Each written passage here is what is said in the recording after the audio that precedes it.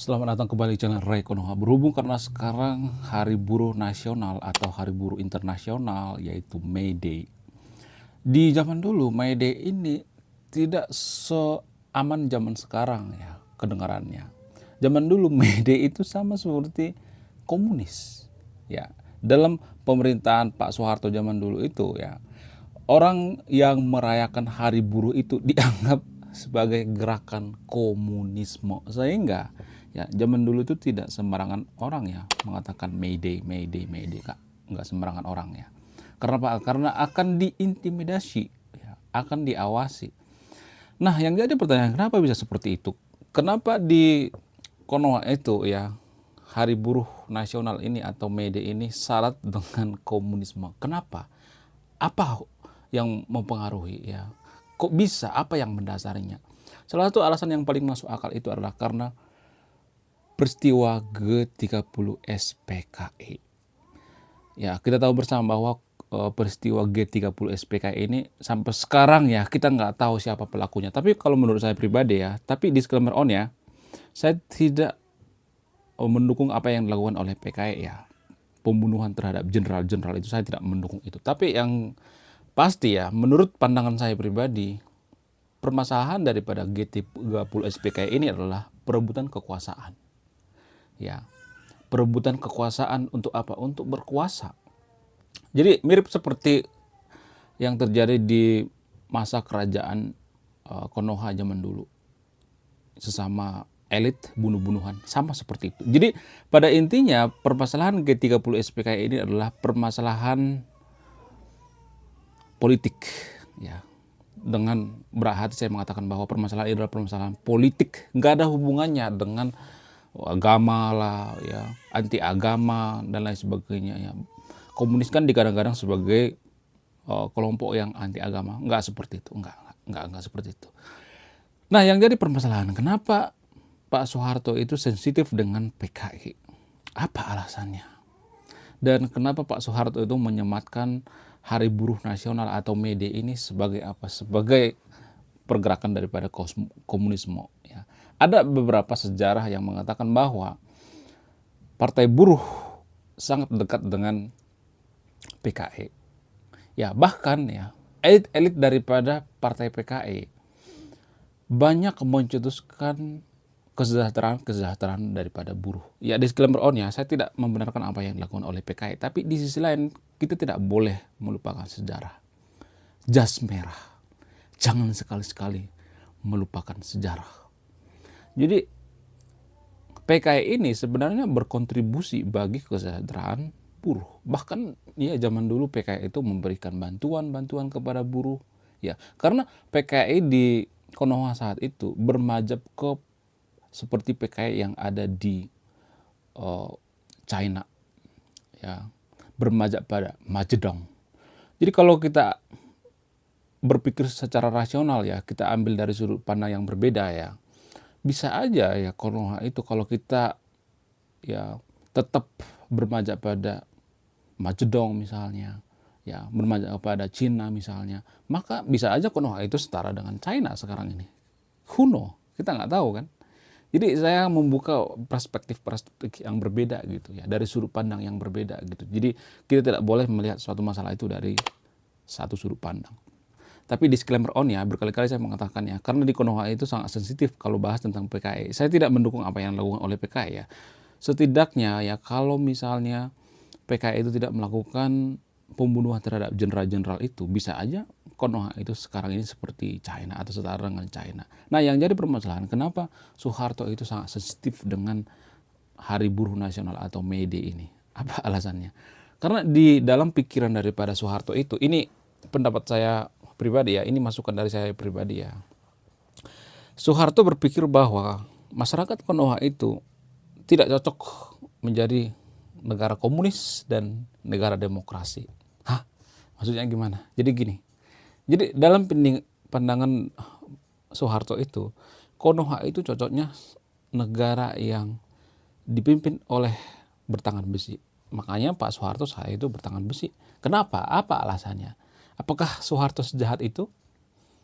Gus Dur mengatakan, ya, Soeharto tidak sejahat yang kita pikirkan walaupun dosanya banyak. Kalau misalnya ada yang mengatakan Soeharto itu jahat bla bla bla sebagainya, ya semua presiden itu pasti ada kelebihan dan kelemahannya. Bahkan presiden ya yang baik sekalipun secara tidak sengaja pasti bisa membunuh pihak lain. Karena membunuh itu dalam masalah kebijakan misalnya ya. Karena membunuh itu kan hal yang harus diambil ya.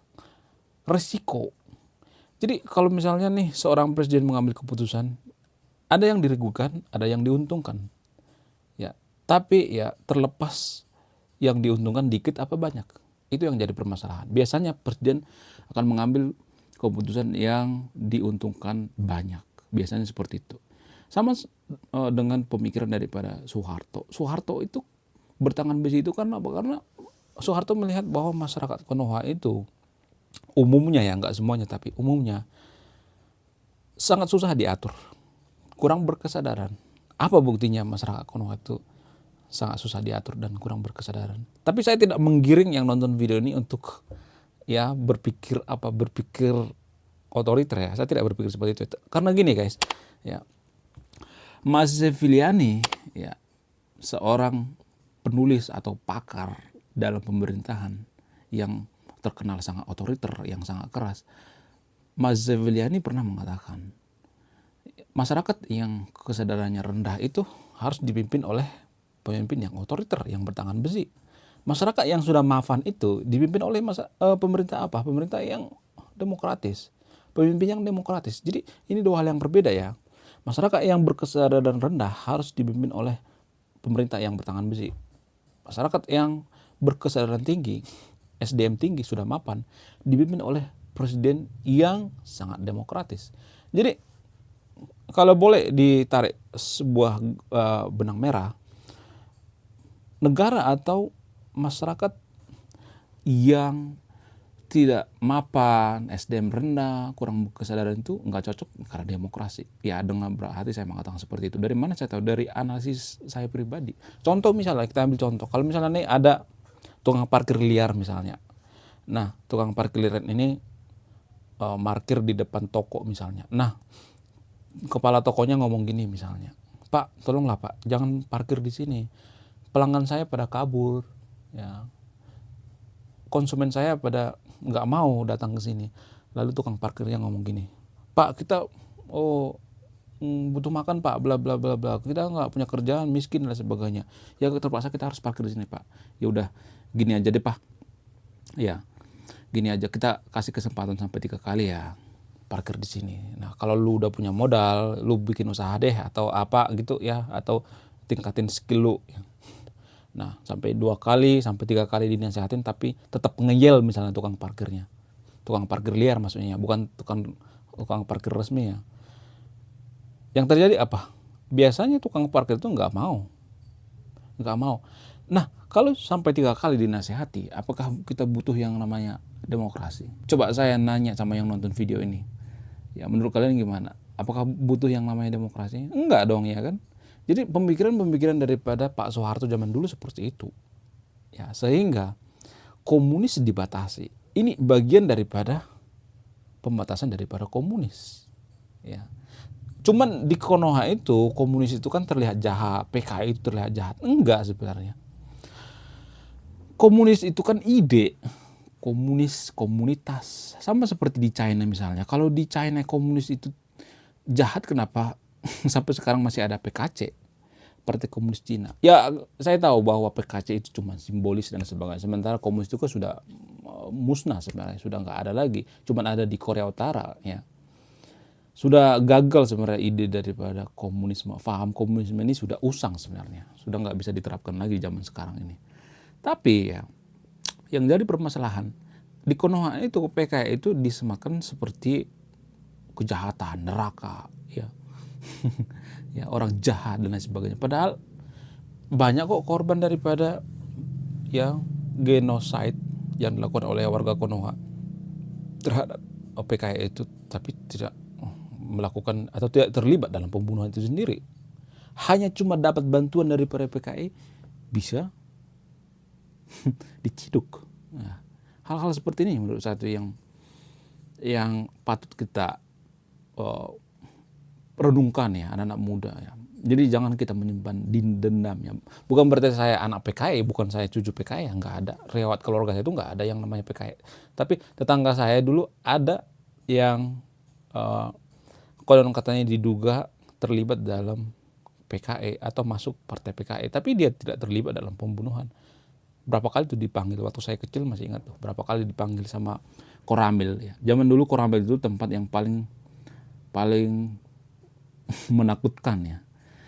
Lebih menakutkan daripada kantor polisi zaman sekarang ini. Kalau zaman dulu belum ada yang namanya kamera, ya kalau dipanggil sama Koramil itu ya harus datang, harus siap diinterogasi dan lain sebagainya.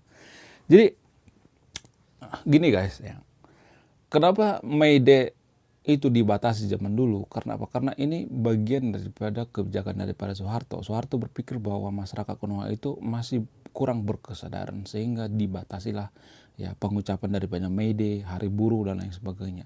Menurut kalian gimana? Apakah zaman sekarang ini masyarakat Konoha sudah berkesadaran? Apakah masyarakat Konoha sekarang ini sudah mapan, sudah SDM-nya tinggi, sudah rajin membaca dan lain sebagainya? Biasanya masyarakat yang berkesadaran rendah itu tidak suka membaca. Biasanya seperti itu ya. Kalau masyarakat yang SDM-nya tinggi itu ya, yang sudah mapan, berkesadaran itu biasanya mereka sangat suka membaca. Itu indikasinya ya. Pada faktanya saya melihatnya hanya 1 dari 1000 orang warga Konoha yang rajin membaca. Bayangkan, hanya 1. Itu artinya masyarakat kita masih kurang berkesadaran. Bahkan buang sampah sembarangan ya. Kalau kita tegur maka kita akan akan diosomasi. Itu yang perlu kita perhatikan. Bahkan ya di sosial media saya melihat grup Pandawara dan sebagainya melakukan yang namanya aksi bersih-bersih ya, buang sampah pada tempatnya ya, bersihin kali dan sebagainya. Bahkan dapat hujatan tuh ya, mereka dihujat dengan apa? Dengan kalimat, kalian tuh bersihin sampah buat cari perhatian sama pemerintah ya, biar terkenal dan sebagainya ya. Bayangkan orang yang baik sekalipun bisa kena hujat ya. Oke, sekian video ini ya. Dan tersahabat yang untuk video ini, kalau misalnya request video apa di next video, saya akan bahas ya. Menurut kalian gimana? Coba tulis di kolom komentar ya.